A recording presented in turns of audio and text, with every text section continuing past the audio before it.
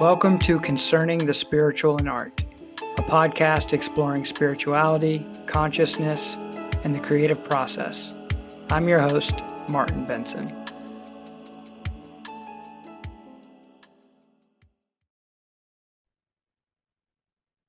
All right, welcome back to the podcast. I have a super special episode for you today with artist Sahaya Sharma, who's based in New Delhi. We had a powerful conversation around spiritual practice, healing, talking about her journey as an artist and her journey as a spiritual practitioner and pranic healer, and how that plays into the kind of work she's making, and also sort of how she's evolving as an artist and using sort of various tools and mediums and explorations outside of just paint, playing with textiles, even painting on furniture. And it was just a really rich conversation about not only like some pretty deep, specific spiritual practices and terminology that we discussed based on like chakras and sort of metaphysical components to Eastern wisdom traditions, especially Vedic and yogic traditions, which is a big part of sort of her cultural background and part of what is driving sort of her life in a lot of ways, which is her spiritual practice and how that's influencing her as an artist. But we also talked about art in general and sort of the creative process and what it means to be sort of a channel for these higher frequencies of energy that can come through us into the work that we make, and sort of what role that might play in our culture and how that might influence others. And also talked about some pitfalls in spiritual practice and how we can kind of get in our own way, or how we can be sort of preachy or overly zealous about the kinds of things that we're experiencing and trying to get other people to experience them too. And sort of how we have to step back into our sort of lives in such a way that we can just embody and live these ideas and experiences in a way that they can impact people in very subtle ways or sometimes very immediate and direct ways. So it's a really sort of well-rounded conversation about art making, spiritual practice, and creative process, and how that influences our current world culture. And so it's just a beautiful exchange. We had to end a little bit earlier because she's on vacation in Thailand with a bunch of her friends and family, but I could just tell that Sahaya and I could talk forever about these things. There was a really deep resonance between the two of us. And so I hope you're going to feel that energy exchange today in this conversation. So enjoy the episode, y'all. Sahaya Sharma.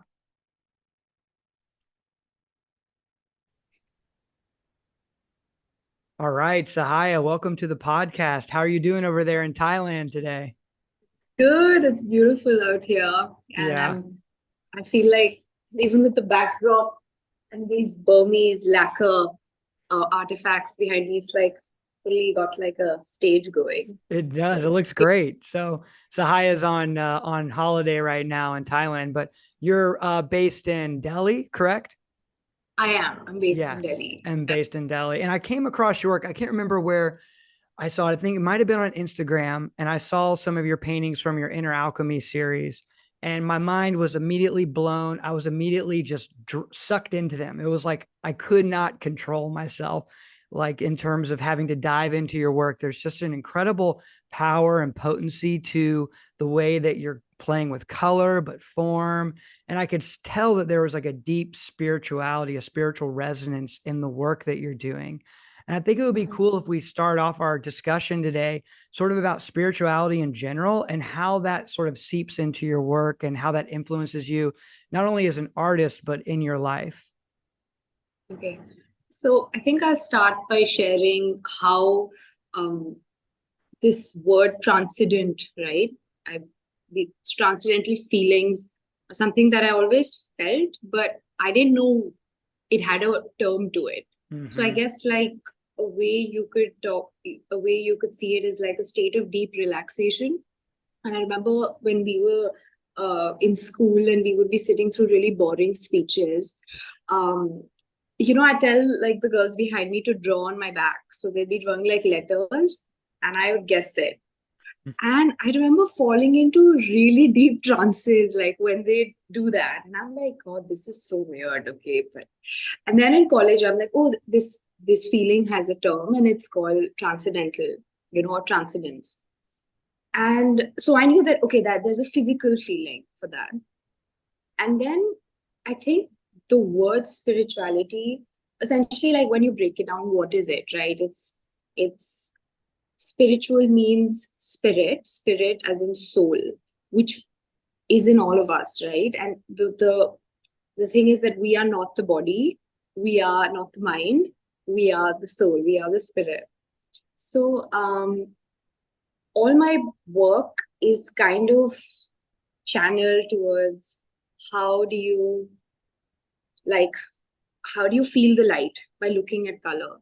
So essentially, when I'm playing with color, I'm playing with I'm almost playing with frequency.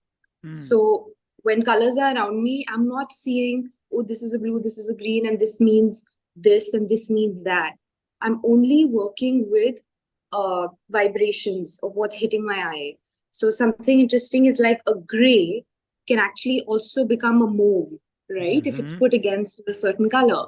Yeah. So I'm totally working with frequencies, and I think coming back to this feeling of transcendence, right, that you feel in your body, I try to kind of channel that and like let the viewer kind of see it through my work. Yeah, but can you be more specific with questions, because like my entire journey is like, Oh, it's no, crazy. this is a great way to start. I Yeah. think Are there's you so sure? many things that you said that I want to like go back and touch on, like even just touching on that initial experience of, Yeah. your friends playing Yeah. letters, like drawing letters on your back, and you getting into this almost like meditative, like state of concentration because you're trying to figure out what it is they're doing. But in that concentrated state of mind, there's a feeling that came out that sort of felt like what you describe as transcendent.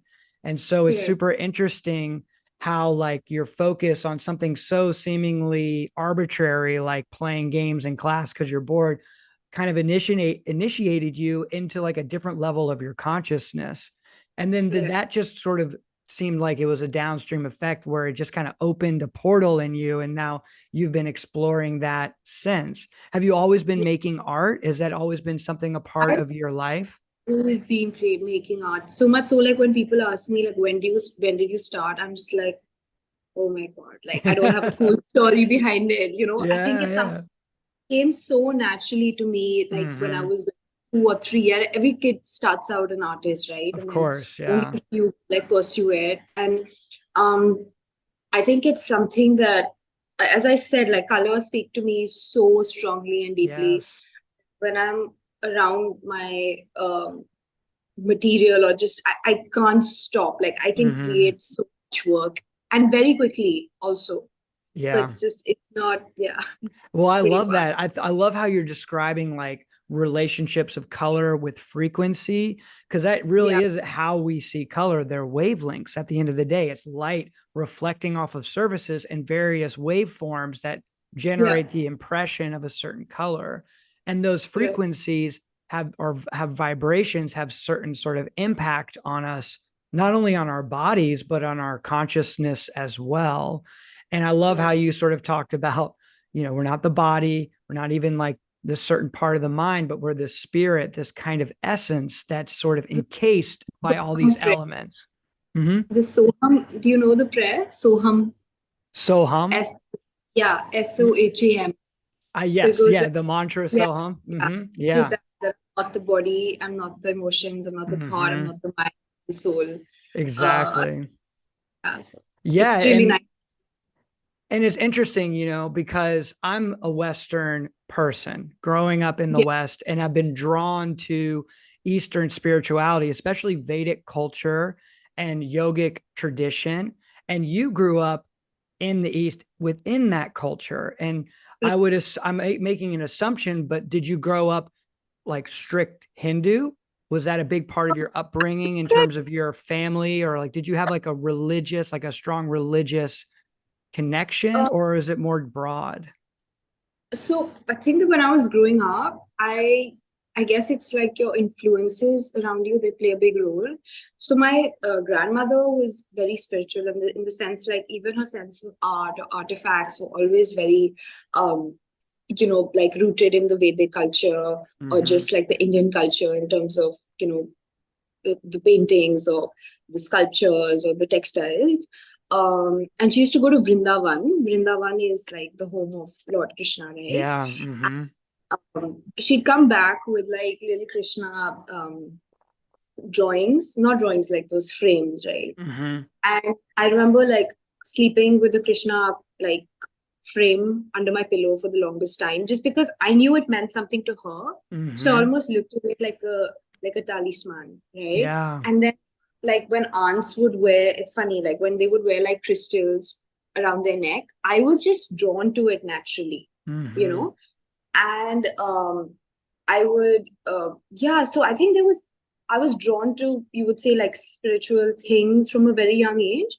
And then my mother, I think there's a history there, because like she topped Delhi University in philosophy, so she comes from a very philosophical bent of mind. Yeah. When she was pregnant, she used to read the Bhagavad Gita. So I think all these things, like they do play a role. So my mother and my grandmother are super like spiritual, and they're very into our culture. So I think I picked it up from there. And then my own journey started in 2014, when I was around 20. And I had this massive existential crisis in college. Like you finish art college and you're like, Yeah. now what? What Life am I failure. doing? What am I doing? What is my Yeah. work about? Who I am know. I? Yes. Yes. And I think that we basically, I think, so I practiced something called pranic healing for 10 years. And it's a school that's founded by Master Chopak Sui. Have you heard of him? No, I haven't. Okay. So he's from Manila. He used to be a chemical engineer, and then he became a healer, very, very powerful healer, and he's a Mm. master. He's no more now, but he started a school called Pranic Healing. So you've heard of Reiki, right? Yes. Hmm. Yeah. So Reiki is touch healing, Yep. but pranic healing is aura healing. You work on the aura, on the energy body, right? Hmm. So that those 10 years, and those 2 years in which I finished all the 5 courses, um, I swear those were like that was the best entry into like spirituality, because when the books he's written are so potent, but they're so simple. So his Mm. philosophy was that if if I'm writing this book and you're 5 years old, you should be able to understand what I've written. Hmm. And so he'd give it to a 5-year-old, be like, okay, can you understand? Yeah. And he'd be like, no, okay. Then he'd go back, he'd change it again. So he's completely like de-simplified spirituality. Yeah. What is it? What are all the nadis, the channels that run through us, the chakras? What do they symbolize? How are they torn? How are they repaired? How are they, things like Yeah. that. I mean, we can get into that, like some few Yes. Yeah, we things that come should. to mind, which you can come back to. So 10 years was that. And then in 2020, I moved towards Isha Foundation. So that's Sadhguru's Yep. inner engineering. And the reason I switched was because I kind of realized that I mean, it's not this is better, that is better. I think when you evolve as a person, sometimes your practice needs to also evolve. And sometimes it 100%. can go from really complicated to really simple, or really simple to complicated. I think it just kind of moves, and you have to move with that fluidity within you, right? Yes. So, um, so what happened was that the practice then became more about just the breath, om chanting, and there was more stillness in the practice, Hmm. which I liked, because I kind of realized that if you can control your breath, you can control your mind, right? Mm. That's the crux, actually, because the breath is the bridge between the outside and the inside. 100%. Oh yeah. If there's no Yeah. breath, there's nothing, There's right? nothing. So It is ground zero for life for us. totally, yeah. Yeah. So yeah, now I'm practicing that. I also think a big thing that the Isha Foundation gave me was a very strong sense of community. Hmm. A lot of people who are my age, a little older. Age doesn't matter on this journey, but I still feel at some level it does, because Hmm. it helps you bridge your earth life with your spiritual life. Yes. You know, so much so I visited Mount Kailash in September last year, which was like Cannot Incredible. even, I can imagine. yeah, I mean, I cannot even like tell you what, like in words, Yes, what of that, course. There's no and way, right? it's on the path, so you know that it's like, And I yeah, mean, I see images of Mount Kailash and I'm just yeah. like blown away. One day I hope to make it over there, for sure. It'll come. It'll come. You know, that was also calling for me.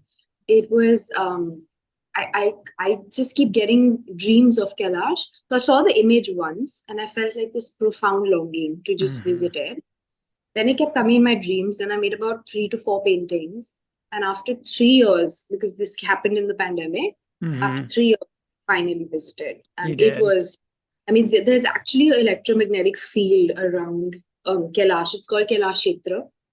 And when I was in the helicopter, I felt it right at my chest, you Yeah, know. I mean, I had goosebumps everywhere, my eyes welled up, and it's there. So these people say that, you know, when you go to the mountain, you start crying. of But for course. me, I did not cry, but I felt it when I was in the air. When So you were yes, above it, kind of feeling the yeah, field around it. This is exactly. amazing to hear your journey, how you sort of got into your spirituality, because you're obviously brought up in a very rich culture that spirituality is all around you all the time through your mother, through your grandmother. Um, but that it was like an embodied experience that really initiated you into it. And I think that's something that's very important, especially in this modern world. I think reading sacred texts are very important. Understanding intellectual frameworks and philosophical ideas are really important as well. But if these experiences aren't embodied, if you can't have a firsthand sort of connection to it through an experience in your mind and your body, it starts to just live in the intellectual space. And so that True. makes sense to me that, like, through the pranic healing training, learning about how to connect with your energy body and then how to also help connect with others' energy bodies is sort of what helped open more and more portals inside of you to connect to this True. subtle spaces, that sort of transcend intellectual frameworks, rationality, but are so potently present when you're attuned to them. And I think that your advice about, like, or not your advice, but more of like your anecdote about how your practice goes through these phases of really complex to really simple to really Mhm. complex to really simple resonated deeply with me on my own spiritual journey. Going through phases where I try to strip away a lot of the sort of excess practices and just focus on like stillness, concentration, or breath work. And then I go back into like deep prayer and chanting and mantra and other sorts of rituals. And it kind of comes and goes in these really interesting cycles in my life. So I felt like a real resonance with sort Mhm. of how you were expressing that.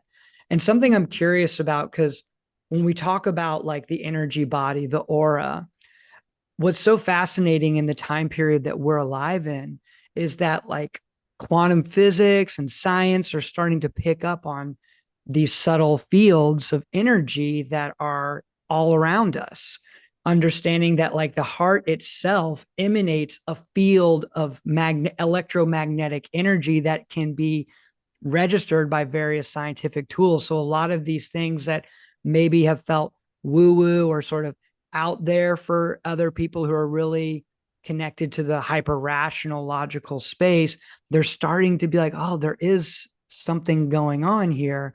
So I think we live in a very special time where I think it's part of our duty in some ways to find healthy ways of translating the wisdom traditions of old into the modern world, into the world that we're living in. And I see sort of what you're doing through your art making as a form of that. You know, you speak about pranic healing, and I think art is a form of pranic healing in some way. 100%. Certain types of artworks can really create not only an experience of healing for others, for viewers, but for the artists themselves. Has this been your experience, like making the work, like starting to like come out of those spaces, like you were speaking, where you get in these existential crises and you're trying to find your way, and then all of a sudden you are finding your way, and now you're learning how to channel that confidence and also that that sense of connectivity through the work that you make. Do you find like a sense of healing in what you're doing? And is that part of your motivation for making the work? I think like there's definitely a sense of healing, but I think initially it was just the act of creation that was very addictive. Mm-hmm. It's a good addiction to have, right? And I Yeah. think it's something that you would like relate to. Um, so I, as I said, like I've been doing it since I was 3. So I can't even say, oh, this, yeah, there have been moments, there have been life altering, career altering moments in my life. But I think that what, I should just always keep creating. I never like step back and said, okay, where's this going? Where do you want it to go? What are you actually feeling? So I think at some level, I was also covering up my own insecurities or into the work where I didn't want to. I'm such a workaholic that I didn't want to feel what I'm feeling, but I Mm-hmm. would just constantly channel. So Yes.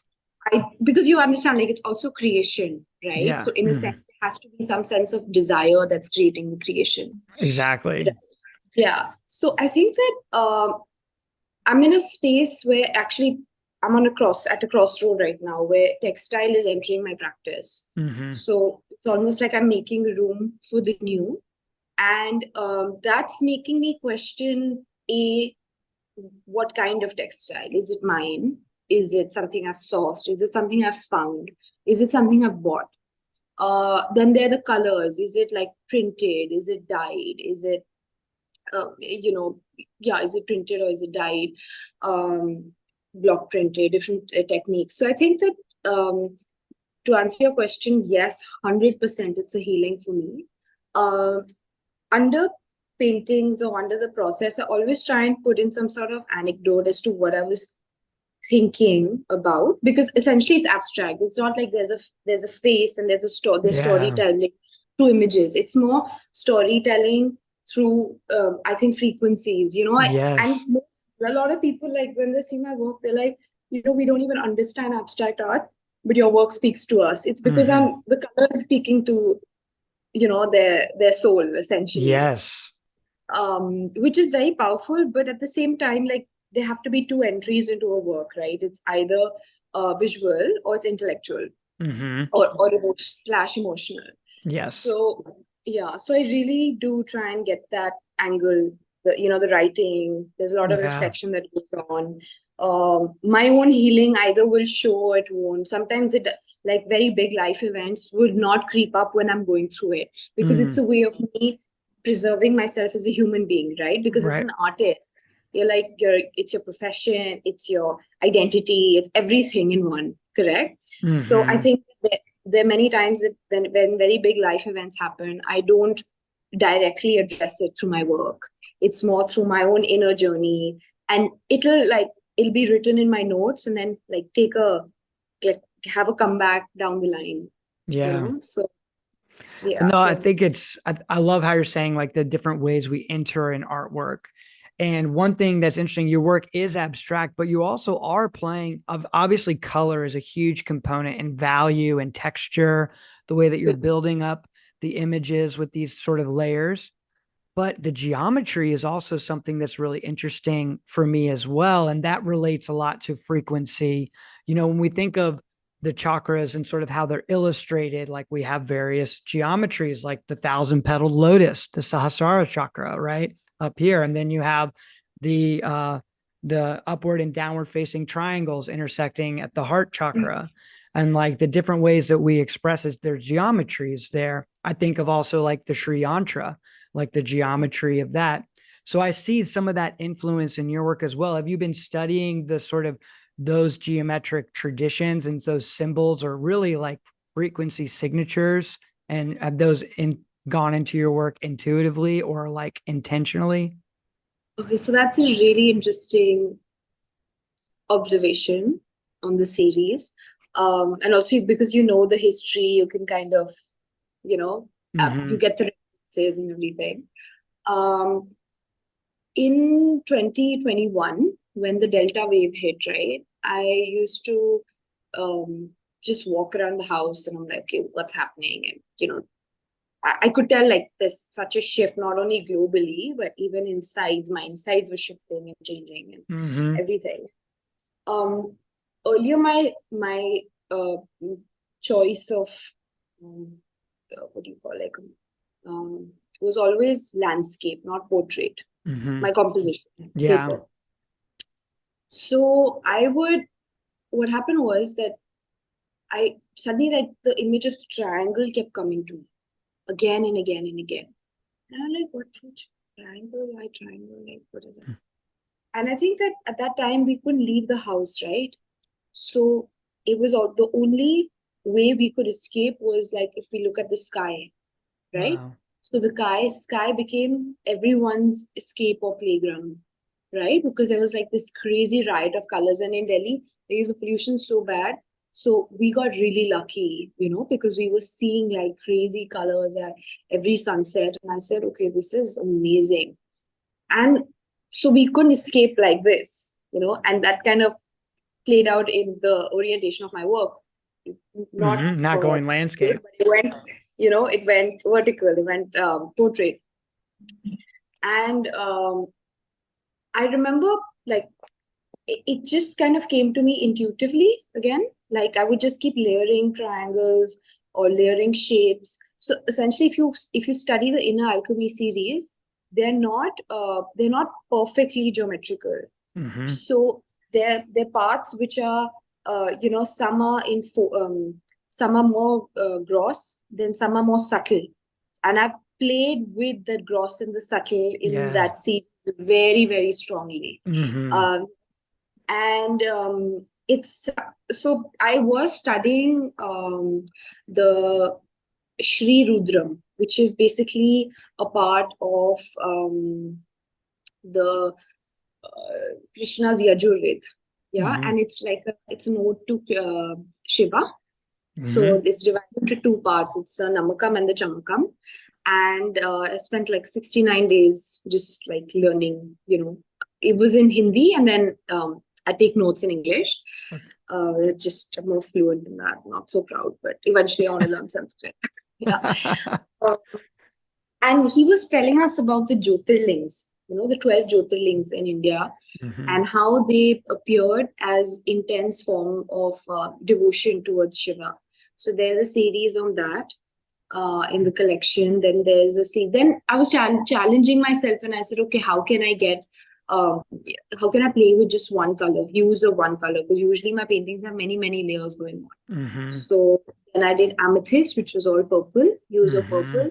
I love that one. I'm going to flash that one up right here as you're talking about it in the video. And then there was amethyst, and there was ruby, which is all red, and emerald, which is all green, and blue sapphire, which is all blue.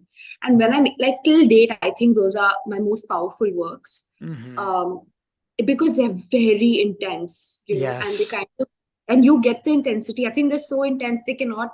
Personally, I don't think they're made for the home. They're actually almost like made for like a temple or a shrine or a, like maybe if you want it for commercially, like more in hotel lobbies or not. Yeah, because they're very, very intense. And I think that they were so essentially what you're doing is you're hitting a certain frequency again with those colors, right? Because you're only working in the energy of those colors. So actually, if you see ruby, there was a reference to the Sri Yantra. And the Mula Dhara. And I remember when I made it, I felt very grounded, even though there was not much activity. We couldn't go out. We couldn't. I just felt so rooted being home. And just being married. So in my new life, and I said, okay, this feels so whole and full. And then I remember when I was making emerald, I used to chant the Hare Rama, Hare Krishna on my beats. And I'd walk in nature a lot those days because, again, we were all in lockdown. And, that kind of translated then. And then blue was my preoccupation with like the color blue. I'll come back to how a color can impact you so much. Fun anecdote on that one. And then there's amethyst, which is, again, it's my favorite color. So it was like going back home, But coming back to your question, there wasn't a direct. So what I essentially do is like, say, I'll read about like, the Vedic culture. I'll read about, I'll read stories, I'll read texts, I'll do research on the net, this, that. But when I'm creating work, and I'm sure you can relate to this, it's not that this is the concept and then this is the creation, right? You consume it, you let it brew, you let it sit, and then you create something, right? Like, which is coming from, it's a mix between subconscious, conscious. Yep. It's not like this is it, Exactly. Yes. you that feeling. Yeah. Yeah, I mean, this comes back to what you talked about earlier with frequency. And when we think about if we want to get into sort of the subtle body system, especially within yogic tradition, Vedic tradition, the chakras, you have a color for the various chakras, right? Like the red, you're talking about groundedness, the Muladhara chakra, like roots and like deep connectivity to like survival and embodiment, like bodily sort of autonomy, like all these sort of components that come into it. And then as you go up, the frequency changes. We look at like the spectrum of the rainbow. No matter where you go, the rainbow spectrum is the same. It doesn't change. There is, there is a perfect sequence to how the frequency of a wavelength changes as it becomes higher and higher frequency. The colors shift from the lower frequency of red to the highest of violet. And so like when we look at the amethyst, I think it does point to like these like higher levels of energy. I think of the crown chakra. I think of like ultimate transcendence or like moksha, like achieving liberation. And it's like we're on this journey of growing. And so I love like looking at that series because I think each one is sort of illustrating this space on that journey, that ascent up through the crown chakra into liberation, so to speak, enlightenment, whatever we want to call it. I've done 4. I think I should do 3 more. Yeah, I mean, bring in the orange and the yellow as well. Oh, orange, yellow, and like a blue turquoise. Yeah, exactly. Kind of a green blue. Because you have the indigo for the Ajna chakra for your third eye. And also, it's very interesting. All the chakras have mantras to them. Exactly. Mantra, right? Yeah, the seed mantra. Yep. Exactly. And they're on Om. So when I made that, and actually that has the least detailing, it took me the least time, but the color and just, where I had put the highlights and the round circle, the influence was so apparent there, like the pineal. I'm sure you know the Oh, the pineal gland, yeah. Yeah. Yes. And the third eye. I mean, like it was all in one. So I guess like that also goes to show like how at some level there's certain chakras that you relate to so much more, and you've connected with so much more intellectually and emotionally. 100%, yeah. So before the pandemic, like I was very strong-willed. I'm still pretty strong-willed, but what's interesting is like, so the 2 centers that are important are like will, wisdom, and love, right? The 3. Yeah. So this is where will comes from, right? And wisdom is purple. So this is blue.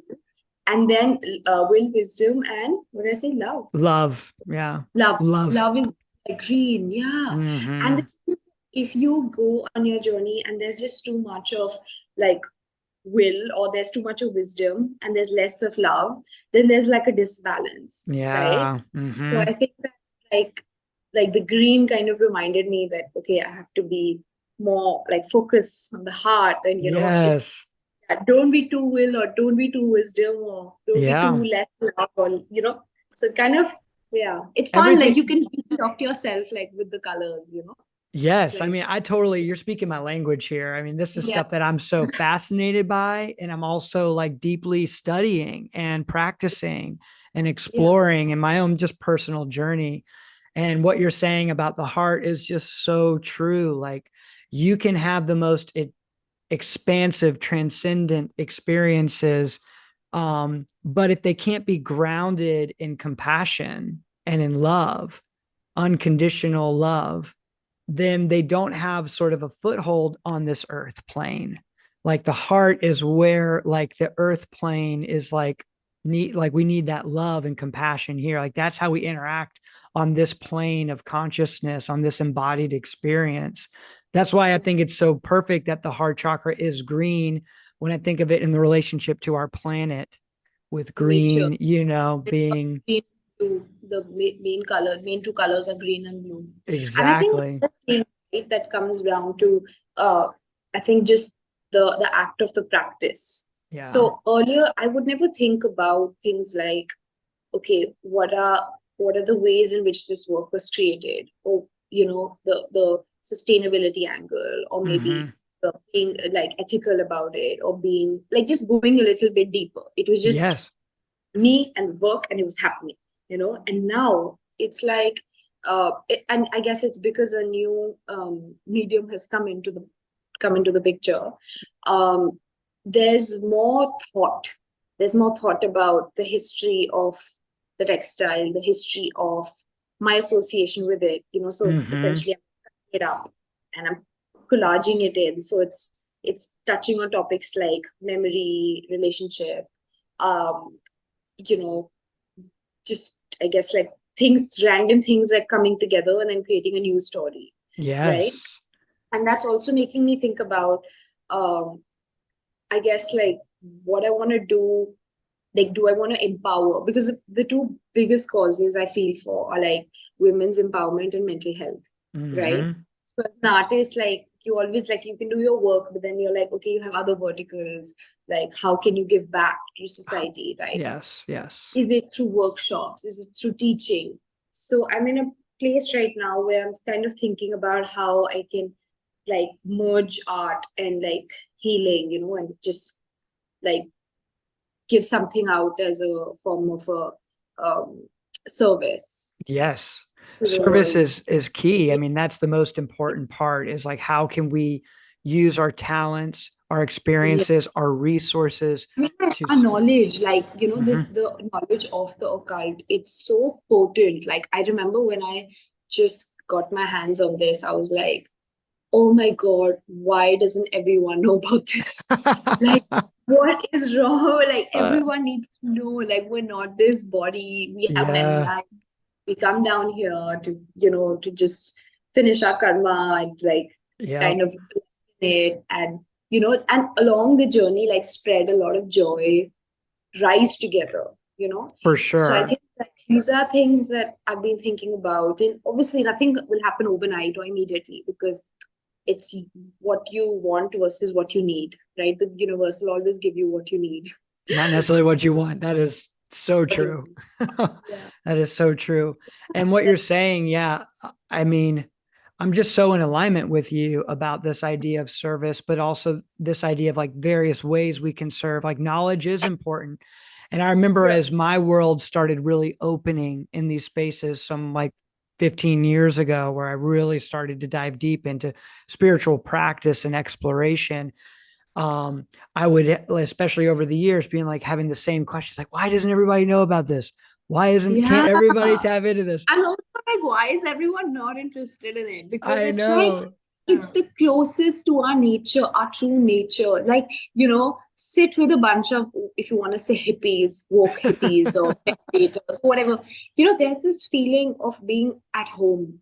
There, Yes. you're not bonding on, oh, we have this in common, we have that in common. No, you're bonding straight at the soul level. Like, I remember just like 2 weeks ago, I went to Rishikesh for Krishna Das's concert. Oh I'm man, Krishna Das. Shout out to Krishna you Das. If you know don't know Krishna Das, oh yeah. exactly. And I remember when I was going and I got the news in the car. I was coming back from somewhere, and my friends were like making fun of me, and they're like, I mean, in a joking way, and they're like, no. I'm like, do you want to come? And they're like, no, And I was like, you don't even understand what you're missing out on. Yeah. I Hmm. think that when I went there, the biggest then they were telling us like when he started, there were like 200 people, and now they're like there were 2,500 people. Wow.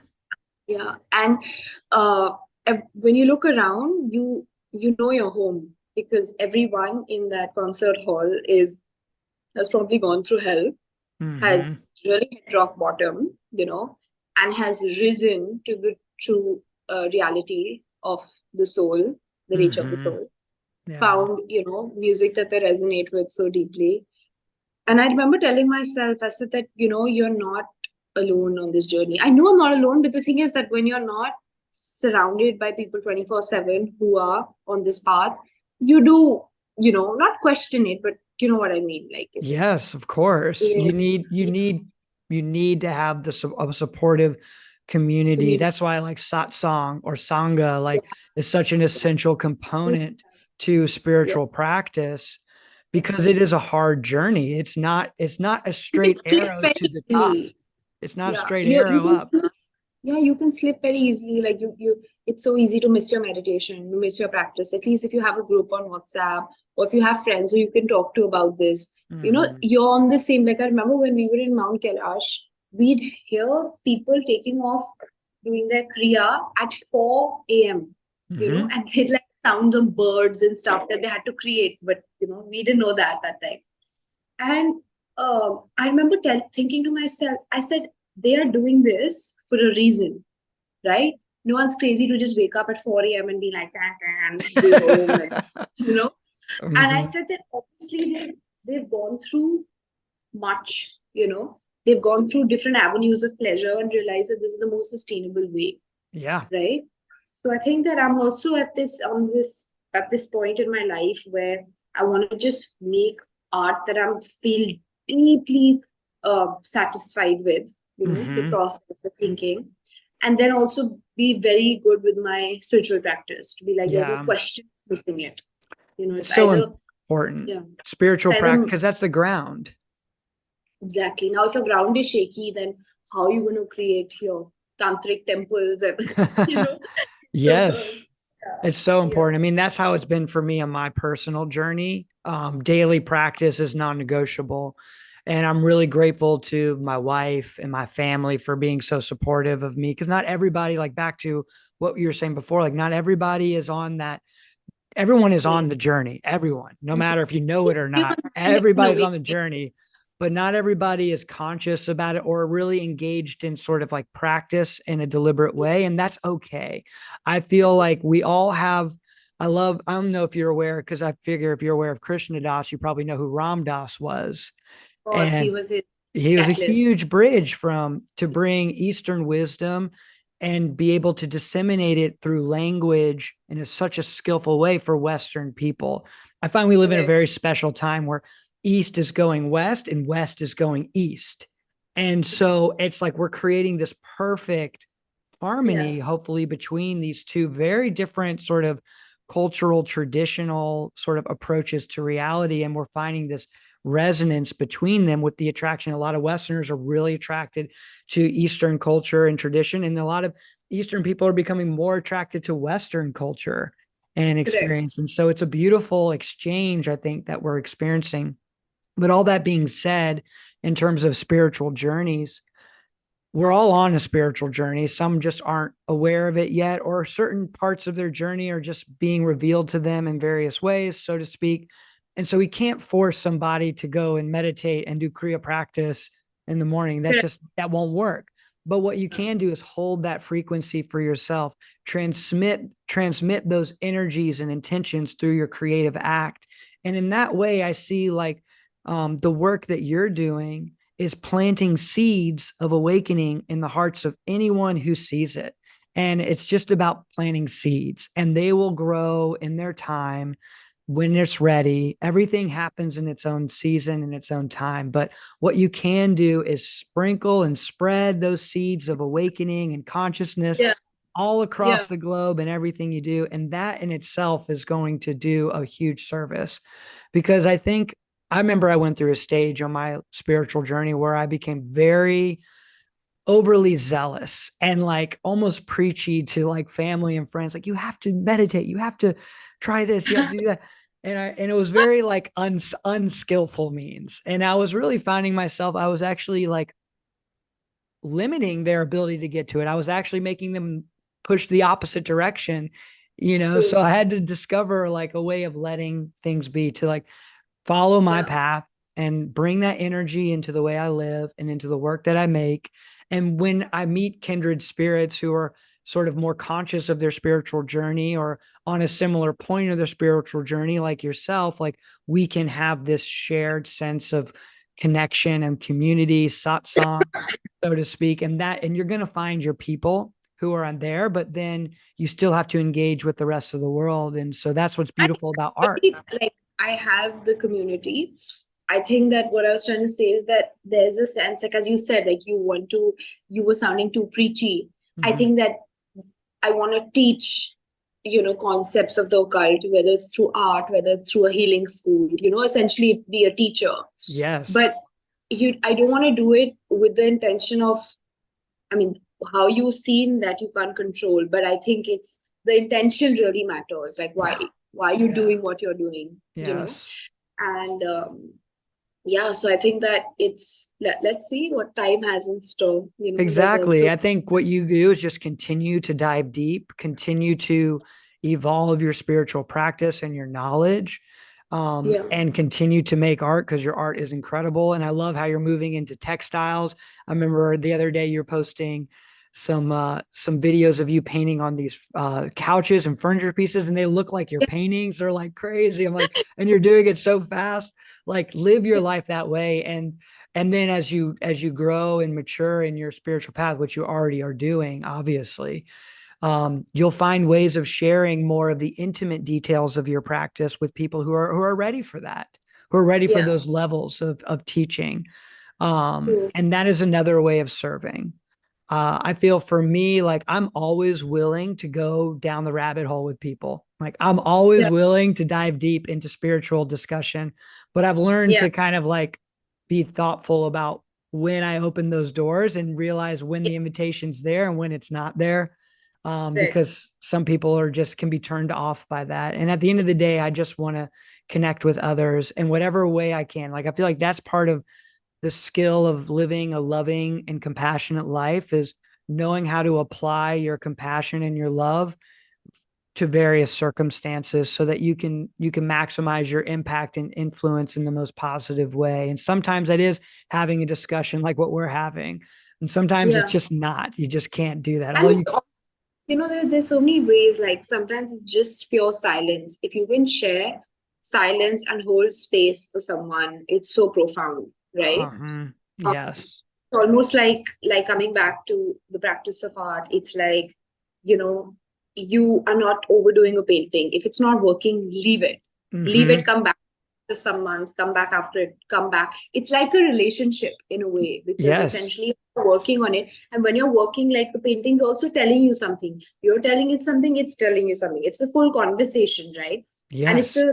I think that like life in itself is like that. Like relationships are like that, it gives you give, it gives you give. So I feel that sometimes when, relationships don't work out, like they're not meant to be explored, then you have to, because your growth times are different, right? Mm-hmm. It's not Yes. that it's not right, wrong, bad, good. It's just a point of view. Yep. So I think that, like, so many times my art practice teaches me stuff about, life or relationships and how I should like lead them. I think that coming back again, I don't know, like textile just fresh in my head. So, that's why I'm like sharing it. Yeah. It's But I think great. that, that like, for example, if I'm feeling low or if I'm not feeling like up to it, I literally close my eyes and I can just see like freaking carpets and shawls and, so much color all around. And that just gives me hope. So I Mm-hmm. feel you should just find things in life that give you hope or bring you joy, or, like where that when you're around these things or these people, like you feel awake and you feel Yes. inspired. Yes. Yeah. And the issue sometimes is people, and I've been in these places personally where like you're in such a low point that like your Yeah. perspective becomes so narrowed and you can't even access those points that bring you joy or that bring you a sense of connection. And so in those points, like sometimes you need a really sharp tool, something to break that open. And I 100%. think, yeah, I think art can be in certain circumstances a tool to do that. At least in the idealist version of art, I think it can be a tool for breaking Take open those barriers that we've created of sort of a limited point of view, a limited perspective, and widening the vantage point again. I find myself always trying to find a way to take my consciousness and zoom to the macrocosmic scale of the universe, the mystery of our own existence in this space and time. And then also narrowing down to the microcosmic world of like how, and seeing how those are reflecting. I know you mentioned like sort of occult or even like various types of spiritual traditions. There's always this in the alchemical traditions: as above, so below, as Yes. within, so Yeah. without, the way that these levels of perception reflect each other. And so though Right. that for me is always helpful when I to get out of my own way, is to, if I notice that Yeah. I'm being very myopic or very narrow in something, I have to find a way to expand again. And when I'm Yeah. overly expansive, sometimes I can be aloof to the Yeah. needs of the moment, because you're so open to like this expansiveness. So finding a way to come back. And so I find it's Balance, like, yeah, balance is good. That's why you're rooting. And I feel like being creative people, we tend to get ungrounded very easily. Very, yes. very. I mean, because actually, when we're creating, like, the only time when I don't care what I'm looking like is when I'm in the studio, because Mm-hmm. there's a complete death of the identity in a way, Mm-hmm. and I'm sure you can relate to this because, you Yeah. create work which from the same frequency and the plane that, when you're creating, you're not thinking about, oh, what am I wearing? Or, and I only now I've started recording myself painting, but I hated being watched in the studio because Mm. that was it was me time, and B, it was like really complete submission, surrender, death, because you're a channel at that time. Your hand and your mind are channeling. It's not it's a dialogue with God, basically, Yes. Yes. right? Yes, it and is. and now I'm beginning to embrace that. Okay, yes, you're a channel, and now, okay, don't like embrace it, Yes. because not everyone is given this gift, or is given the opportunity to channel. So Exactly. To cultivate the ability. I feel like everyone has the ultimately everyone has the ability to do it. It's just a matter of getting there, of unraveling all the sort of obstacles that keep you blocked so that correct, you can correct. get out of And your you own keep way. and to keep, yeah, you can get out of your way and to keep coming back, like, it's so easy to be like, okay, I'm an artist, I created one piece and I haven't created anything in 3 years, Mm-hmm. or 4 years. I think a big thing, at least in today's day and age, for me personally also, is how are you consistent, how are you Yes. relevant to your own self, how are you in doing what you're doing, what are you actually doing, are you Yes. just making work for it to sell, are you making it to stir insides, are you making, there's so many Yeah. reasons create, right? And the mindset you're creating with. Yes, the So, mindset is everything too. Like you have to show up and do the work. You have to show yeah, up and be consistent, like what you said. That's so important. And some days you're the channeling, the feeling of like time disappearing and just energy moving through you and decisions just being made one after the other without any hesitation. Like some days that's just so powerful there. And some days it can be a struggle to get there. The mind will come in and want to interrupt or judge, or the ego wants to get wrapped up and involved. And yeah, you have to just have this consistency to your practice where you can notice those things and let them go. Notice them, let them go, so that you can become ultimately empty, like a vessel for yeah, that yeah. energy to move Because through. we also like keeping thoughts in our mind, whether even if it's while working or even otherwise, right? Like you're just keeping the thoughts, you're keeping the thoughts. Now those thoughts are just going to rot. Mm-hmm. You have to, as you said, you have to empty them. You have to, and I think that that's where meditation comes in. And it is Yes. like whoever's listening, or whichever artists are like, here artists or people are here. I really think that the biggest thing is like if you can get yourself to do a practice, and that to nothing like breath work and meditation, nothing like it. It's so Yes. many times just being cleansed and emptied out that like Exactly. just I came. agree. Everyone out there, you got to try it. If you've Yeah, never tried it, meditate, keep meditate. Yo, Yo, meditate. I think it's meditate. worth trying. And I think there's so many different ways and approaches to doing it. Like you might have tried one way and like, oh, this isn't for me, but there's probably another form or another type of practice that Yeah, will work. So I yeah, always recommend like explore for a little bit the various kinds of practice. Like some people mantra meditation is like exactly what's right for their constitution, for their sort of the way that their mind works. And sometimes it's more of like a Zen type of sitting. Sometimes it is through like pranayama and breath work and sort of asana into shavasana and like starting there, or like yoga nidra. Like there's so many different ways in which to do it. But I also think what really, ultimately, yeah, go ahead. it helps to get a coach or Mm-hmm. a mentor. It really Yes. helps because sometimes when we try to get into it alone, I remember when I was 20, I was trying to get into it alone, and I realized that no, like you need that little bit of guidance, experience, someone who's walked it before, you know. Yes. Unless you're a complete nerd, and then actually like the Gyan Marg is what you're going through. Now I'm getting Yeah. the call, you know. Say what? I'm getting the calls for dinner now. Okay, yeah, we'll wrap up here in just a second. I mean, we could keep talking forever. Yeah, yeah, yeah. I just really am enjoying this conversation so much, and I I think know, we but have we a connect lot in after. common. Say that again. Yeah. I'm saying we can even connect after. I'm saying that when I saw your page and I saw your paintings, I said, okay, I know why he wants me on his podcast. Yes, yes, Yeah, it was a deep resonance. we're And I think some of your works are also really beautiful. thank you. Super Yeah, I mean, I think what you're calm. doing is amazing, and I'm excited to see how you continue to evolve with the textiles. Thank Um, you. just real quick to kind of wrap up, like with what you're saying about meditation, having a teacher or a coach or a mentor, or just even like a spiritual friend, like someone who's just been doing it maybe a little longer, just to help get you into it. That's such great advice to give. And I just think we live in a time where people are more open to this than ever. And so I think we don't need to hide our practices or hide the fact that we do these things. We should share it because it could inspire people to want to Yeah. try. Many people say that don't share. Why are you sharing? And I said, I am sharing because I remember when I got into it, no, I didn't even hear of people doing these things. It was there. People in Yeah. my own family did it, but I wish that they had shared it with me or said, hey, come Yeah. for a class. So I really put it out there to be like, look, if anyone is a seeker, maybe they would have heard of it, or, they'll Yeah. catch on train. Yes. So I Yeah. Because resonate. ultimately it changes your relationship with your thoughts and with your mind Yeah. in a way that you can sort of have more empowered sense of like connection to what's underneath all of that. Like you can always come back to this space of open, loving awareness whenever the mind starts to unravel on you. You have some sort of ground or practice.